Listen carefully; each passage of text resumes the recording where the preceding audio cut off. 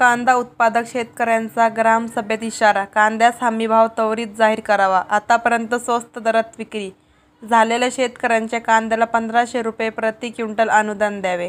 तसेच कांद्याला हमी भावासह 3000 रुपये प्रति क्विंटल भाव घोषित करावा. या मागणीसाठी येवला तालुक्यातील सोमठाणा देश येथे झालेल्या ग्रामसभेमध्ये हा ठराव शेतकऱ्यांनी मांडून मंजूर केला आहे. मागील काही दिवसांपासून राज्यामध्ये आणि विशेष करून कांद्याचे माहेरघर असलेल्या नाशिक जिल्ह्यामध्ये कांद्याचे प्रश्न अतिशय बिकट होत चाललेले आहे.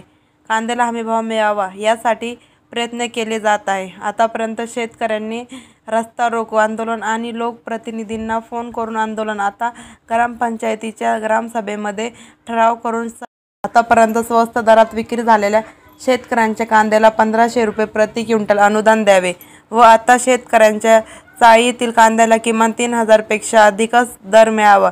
या मागण्यांचा ठराव मांडताना महाराष्ट्र राज्य कांदा उत्पादक शेतकरी संघटनेचे संस्थापक अध्यक्ष भारत दिघोळे यांच्या मार्गदर्शनाखाली संघटनेचे नाशिक जिल्हा युवक अध्यक्ष केदारनाथ नवले, सर्व ग्रामस्थांचे व शेतकऱ्यांचे उपस्थित वरील ठराव बहुमताने ग्रामसभेत मंजूर करण्यात आला. उत्पादक शेतकऱ्यांचं तसं झालं नाही.